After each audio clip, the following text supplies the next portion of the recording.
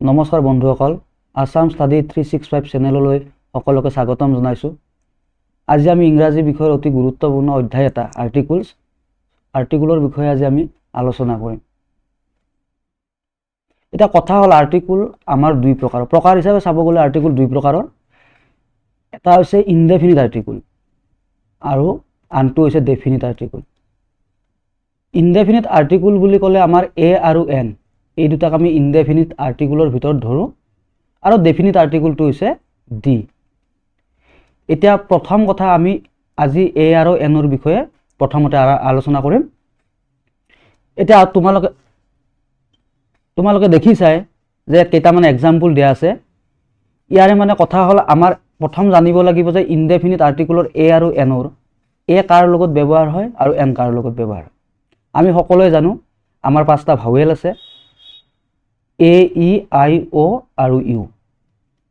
A E I O U এই পাঁচটা vowel, অৰ্থাৎ এইকেইটা ভাৱেল বা লেটাৰেৰে আৰম্ভ হোৱা যিকেইটা ৱৰ্ড থাকিব তাৰ আগত সাধাৰণতে এন বহে আৰু কনচনেণ্টেৰে আৰম্ভ হোৱা ৱৰ্ডৰ আগত এ বহে। কথা হ'ল ৱৰ্ড বুলি কওঁতে আমি এটা কথা লক্ষ্য কৰিব লাগিব, আৰ্টিকুল সদায় নাউনৰ আগত বহে, অৰ্থাৎ যাৰ আগত এ বহিব, যাৰ আগত এন বহিব, এই সকলোখিনি নাউন হ'ব লাগিব।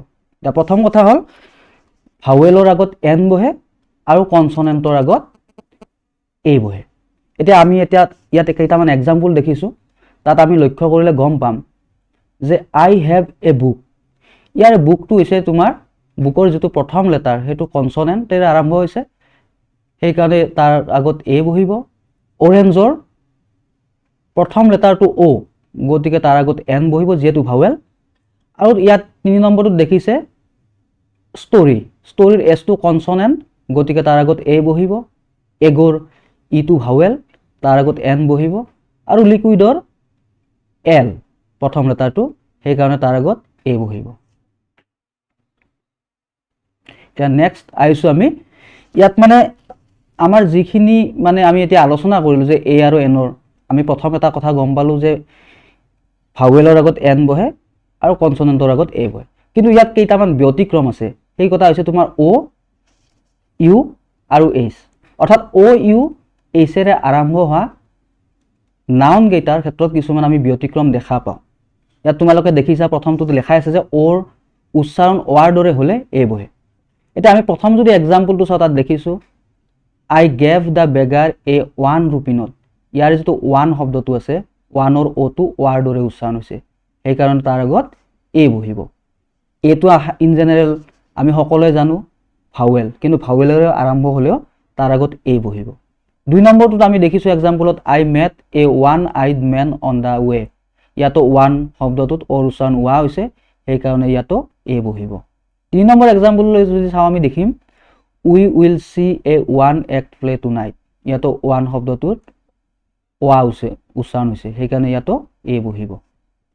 তাৰপিছত আহিব আমাৰ এতিয়া ইউৰ ক্ষেত্ৰত আহিব। ইউৰ উচ্চাৰণ ইউৰ দৰে হ'লে এ বহে। আমি সকলোৱে জানো ইউৰে যদি আৰম্ভ হ'ব লগা হয় এটা নাউন, সাধাৰণতে আমাৰ এন বহিব লাগে যিহেতু ই ভাৱেল, কিন্তু ইয়াত কিন্তু তোমাৰ যদি ইউৰ উচ্চাৰণটো ইউৰ দৰে হয় তেতিয়াহ'লে এ বহে।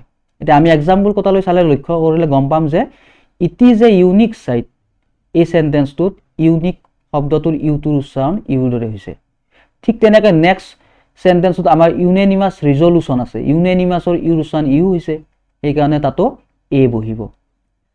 ইয়াত 3 নম্বৰটো mister Smith is an European. ইয়াত এটা লক্ষ্য কৰিবলগীয়া কথা হৈছে, যদিও আমি ইউৰোপিয়ান স্পেলিংটোত ইউ মানে ইৰে আৰম্ভ হৈছে, কিন্তু তাত ইটো চাইলেণ্ট আছে, অৰ্থাৎ তাত ইউৰহে উচ্চাৰণ হৈছে।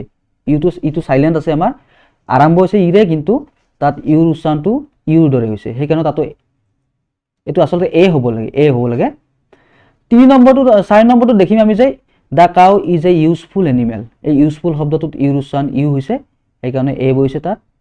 C is a university girl. ইউনিভাৰ্চিটিত ইউৰ উচ্চাৰণ ইউ হৈছে কাৰণে এ বহিছে। Italy is a European country. এতিয়া ইটালীখন এখন ইউৰোপিয়ান কাউণ্ট্ৰি, তাত ইউৰ উচ্চাৰণ ইউ হৈছে। ইটো যদিও ইৰে আৰম্ভ হৈছে, আমি আগতে ক'লোৱে, তাত কিন্তু উচ্চাৰণটো ইউ হৈছে, সেইকাৰণে এ বহিব। ঠিক তেনেকৈ যিটো তুমি চালে গম পাবা is that a picture of a unicorn. ইউনিকৰ্ণত ইউৰ উচ্চাৰণ ইউ হৈছে, সেইকাৰণে তাতো এ বহিব। আৰু আমাৰ নেক্সট পইণ্টটো এতিয়া ইয়াত আমাৰ কিছুমান তোমাৰ মানে বিপৰীত ব্যতিক্ৰম থাকে। ব্যতিক্ৰমখিনি মানে আমি গমে পালো যে ইউৰ উচ্চাৰণ যদি ইউৰ দৰে হ'লেহে বহে, যদি বাকী হয় তেতিয়াহ'লে তোমাৰ কি বহে এন বহে। এতিয়া আমি যদি এক্সাম্পল চাওঁ আই বট এন আমব্ৰেলা, ইয়াত ইউৰ উচ্চাৰণ আ হৈছে, গতিকে তাত কোনো প্ৰব্লেম নাই। য'ত ইউৰ উচ্চাৰণ ইউ হ'ব তাতহে তোমাৰ এ বহিব।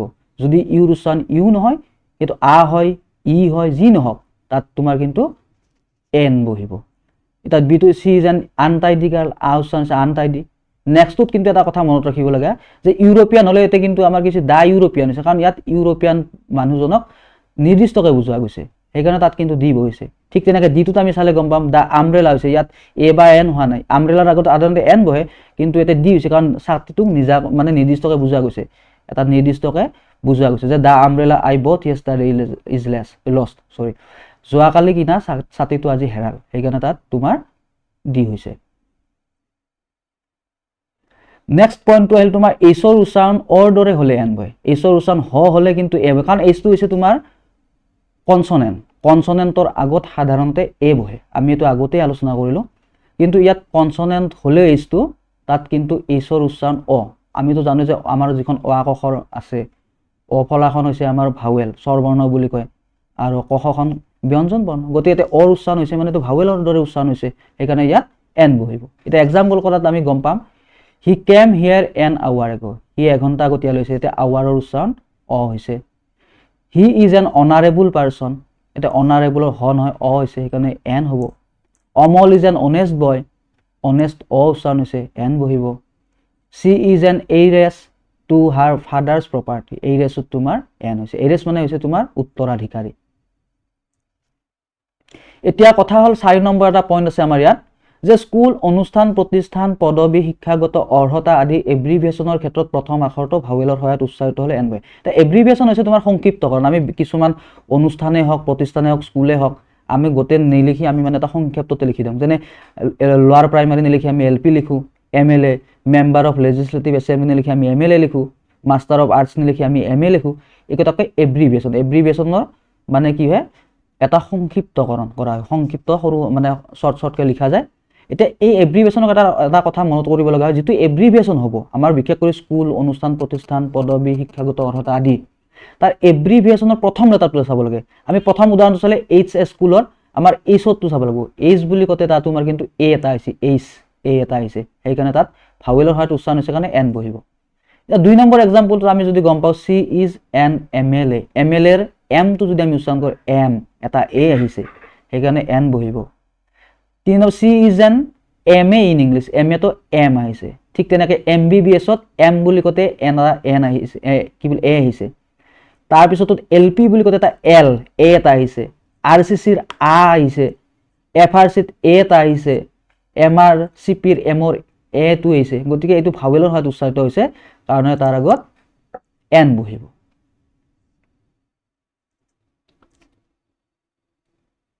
এতিয়া আমি ডিৰ ব্যৱহাৰলৈ যাম আজি। ডিৰ কেইটামান বিষয়ে আমি আলোচনা কৰিম। ডিৰ ব্যৱহাৰ, ডিটো হৈছে আমি ডেফিনিট আৰ্টিকল অলপ আগতে ক'লোৱে, ডিটো হৈছে ডেফিনিট আৰ্টিকল। ডেফিনিট আৰ্টিকল ডিৰ ব্যৱহাৰৰ আমাৰ প্ৰথমটো আছে তোমাৰ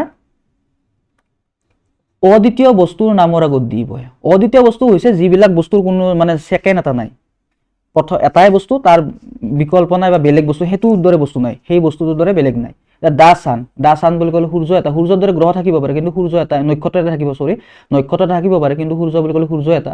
দা মুন এটাই আছে। দা স্কাই পৃথিৱী এখনেই আছে। দা ইষ্ট পূব এটা দিশ, গতিকে দিশ এটাই দিশ পূব, সেইকাৰণে তাত নিৰ্দিষ্ট মানে কি তোমাৰ অদ্বিতীয় বস্তু হ'লে তাত ডি ব্যৱহাৰ হয়। এতিয়া 2 নম্বৰ পইণ্টটো হ'ল ধৰ্মগ্ৰন্থ পুৰণি মহাকাব্য আদিৰ নামৰ আগত ডি বহে। ধৰ্মগ্ৰন্থ বা পুৰণি মহাকাব্য যেনে দা বাইবেল এখন ধৰ্মগ্ৰন্থ, দা কোৰাণ ধৰ্মগ্ৰন্থ, দা ৰামায়ণা ধৰ্মগ্ৰন্থ মহাকাব্য এখন, তাৰ আগত ডি বহে। এতিয়া কথা হ'ল ইয়াত আমি ক'লো যে ধৰ্মগ্ৰন্থ বা পুৰণি মহাকাব্য আদিৰ নামৰ আগত ডি বহে, কিন্তু তাত এটা কথা আছে, সেই ধৰ্মগ্ৰন্থ বা পুৰণি মহাকাব্যখনৰ নামৰ আগত যদি লেখকৰ নামটো জড়িত হৈ থাকে তেতিয়াহ'লে কিন্তু ডি নবহে। যেনে আমি এটা বাক্য পাইছিলোঁ, Homer Iliad has been read by at least 25 million people in the last 3000 years. Homer চিলিয়াডখন তাতে কি আছে, হোমাৰ্ছৰ এখন, হোমাৰ বুলি এজন ইলিয়াড বুলি এখন লিখিছিল মহান মহাকাব্য এখন, কিন্তু হোমাৰৰ ইলিয়াডখনৰ লগত হোমাৰ চিলিয়াড হৈ আছে, যদি বাল্মীকি ৰামায়ণ হৈ থাকে তাত কিন্তু দি নবহিব, কাৰণ ৰামায়ণৰ লগত বাল্মীকি নামটো জড়িত হৈছে, লেখকৰ নামটো জড়িত হৈছে, তেনে ক্ষেত্ৰত কিন্তু তোমাৰ দি নবহিব। 3 নম্বৰ পইণ্টটোৱে জাতিৰ নামৰ আগত দি বহে। জাতিৰ নামৰ আগত দি বহে, যেনে তোমাৰ দেখিছা the English, the French, the cow. ইয়াত কিন্তু এটা ভুল নুবুজিবা যে এতিয়া জাতি বুলি কওঁতে যে মানুহৰ জাতিটো কোৱা নাই, যিকোনো জীৱ জন্তুৰো জাতি হ'ব পাৰে, কালেক্টিভ নাউন এটা, গতিকে তাৰ আগতো দি বহিব পাৰে, the cow, the French, the English এনেকুৱা। কিন্তু মানুহ শব্দটো যদি মানুহ জাতিটোক, মেন শব্দটো যদি মানুহ জাতিটোক বুজায় তেতিয়া কিন্তু দি নবহে। এইটো কিন্তু লক্ষ্য কৰিবলগীয়া কথা। সেইকাৰণে মেন ইজ মৰ্টেল লিখোঁ আমি, দ্য মেন ইজ মৰ্টেল নিলিখোঁ। ঠিক তেনেকৈ আনকাউণ্টেবল নাউনে যদি জাতি বুজায়, আনকাউণ্টেবল নাউনে যদি জাতি বুজায় তেতিয়াও দি নবহে। যেনে আমি ৱাটাৰ ইজ লিকুইড বুজোঁ, water is liquid, the water is liquid, চব পানীয়েতো, গোটেই পানীয়েতো লিকুইড, কিন্তু সেইটো জাতিয়ে বুজালে, কিন্তু ৱাটাৰটো uncountable noun, water is liquid, gold is precious metal আমি তেনেকৈ লিখোঁ। এতিয়া 4 নম্বৰ পইণ্টটো হ'ল পাহাৰ বা পৰ্বতমালাৰ নামৰ আগত দি বহে। পাহাৰ বা পৰ্বতমালা বুলি ক'লে আমি ৰেঞ্জ অফ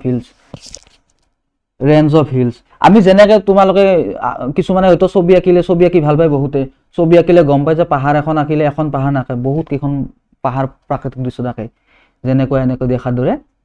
অৰ্থাৎ কথাটো হ'ল যে পাহাৰ বা পৰ্বতমালা হ'ব লাগিব, এইটো ৰেঞ্জ অফ হিলছ হ'ব লাগিব, তেতিয়াহে দি বহিব। সেইকাৰণে আমি বহুতে হিমালয় বুলি কয়, আচলতে সেইটো শব্দটো ভুল, হিমালয়াছ, মানে হিমালয় এখন পৰ্বত নহয়, বহুত পৰ্বত লগ লাগি এখন হিমালয় পৰ্বতখন হৈছে, এইটো ৰেঞ্জ অফ হিলছ, সেইকাৰণে দা হিমালয়াছ হৈছে। ঠিক তেনেকৈ দা নীলগিৰিজ, এইটো ৰেঞ্জ অফ হিলছ, নীলগিৰিজ। এতিয়া আমাৰ কথা হ'ল পৰ্বত বা পৰ্বতমালাৰ নামৰ আগত দি বহে, কিন্তু এখন পৰ্বত বা এটা শৃংগ আদিৰ নামৰ আগত দি নবহে। সেইকাৰণে মাউণ্ট এভাৰেষ্ট, দা মাউণ্ট এভাৰেষ্ট নহয়। ঠিক তেনেকৈ মাউণ্ট ভাৰ্নন, দা মাউণ্ট ভাৰ্নন হ'ব নোৱাৰে। মাউণ্ট এভাৰেষ্ট ই এটা শৃংগ মাত্ৰ, সেইকাৰণে তাৰ আগত দি বহিছে। এতিয়া হিমালয়াছ বুলি ক'লে বহুত পৰ্বতৰ এটা শ্ৰেণী, ৰেঞ্জ অফ হিলছ, সেইকাৰণে তাৰ আগত দি বহিছে। নীলগিৰিছৰ আগত দি বহিছে। তুমি নামকেইটা চালে তোমালোকে গম পাবা যে হিমালয়া হৈ থকা নাই হিমালয়াছ হৈছে, নীলগিৰি হৈ থকা নাই নীলগিৰিজ হৈছে, গতিকে এইটো ৰেঞ্জ অফ হিলছ হৈ আছে। 5 নম্বৰ পইণ্টটো হ'ল সাগৰ, মহাসাগৰ, নদ নদী, জাহাজ, দ্বীপপুঞ্জ, বুৰঞ্জী প্ৰসিদ্ধ ঘটনা, অট্টালিকা আদিৰ নামৰ আগত দি বহে। সাগৰৰ আগত দি বহে, যে মহাসাগৰৰ আগত দি বহে, যেনে দা পেচিফিক অ'চেন, পেচিফিকৰ আগত দি বহিছে প্ৰশান্ত মহাসাগৰ। দা ব্ৰহ্মপুত্ৰ এখন নদী, গোটেই দি বহিছে। দা আন্দামাছ দা আন্দামানছ এইটো দ্বীপপুঞ্জ, আইলেণ্ডছ, তাৰ আগত দি বহিছে। দা তাজমহল এইটো এটা তোমাৰ অট্টালিকা, মানে প্ৰসিদ্ধ অট্টালিকা বুলি ক'ব পাৰি।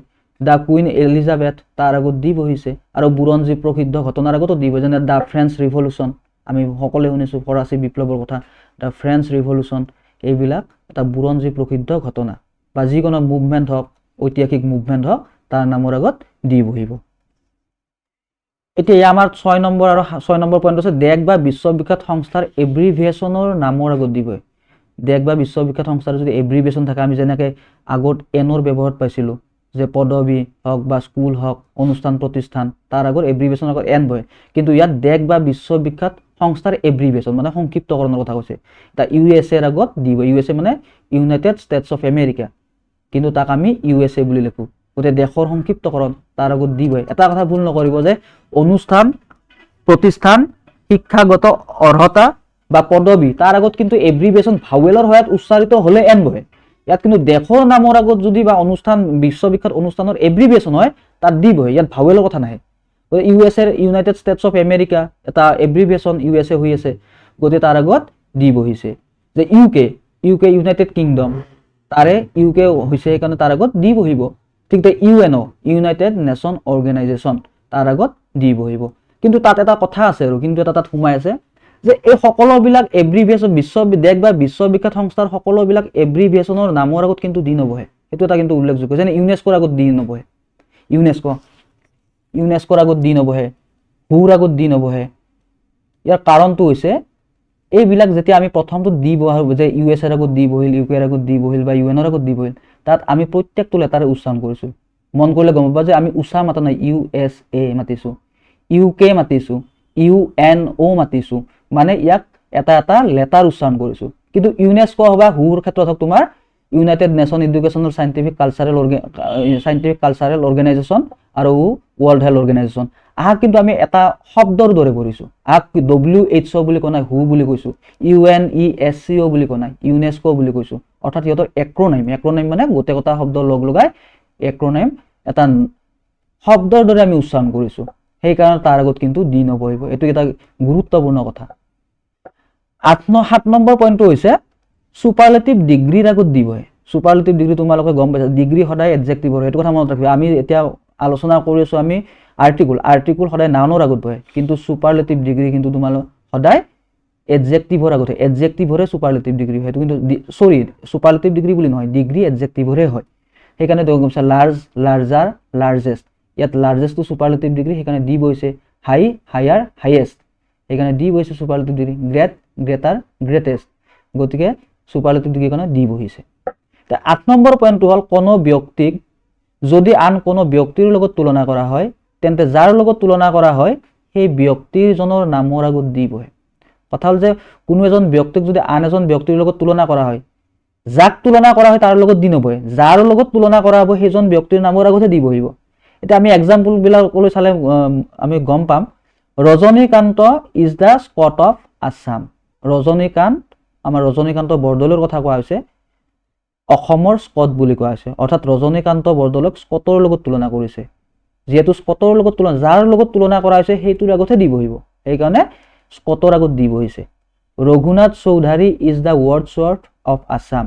ৰঘুনাথ চৌধুৰী আমাৰ বিহগী কবি, ৰঘুনাথ চৌধুৰীক ৱৰ্ডছৱৰ্থৰ লগত তুলনা কৰা হৈছে। গতিকে ৰঘুনাথ চৌধুৰীক ৱৰ্ডছৱৰ্থৰ লগত তুলনা কৰা হৈছে। ৱৰ্ডছৱৰ্থৰ লগত তুলনা কৰা নাই, যাৰ লগত তুলনা কৰা হৈছে তাৰ আগতহে দি বহিব। বন্ধুসকল, ডিৰ ব্যৱহাৰ আমাৰ বহুত কেইটা আছে, গতিকে আমি নেক্সট ভিডিঅ'ত আমি ডিৰ ব্যৱহাৰখিনিও আলোচনা কৰিম, আৰু লগতে আমাৰ ডিটাৰমিনাৰ্ছ আমাৰ আছে, সেই পাৰ্টটোত আমি আলোচনা কৰিম। ধন্যবাদ।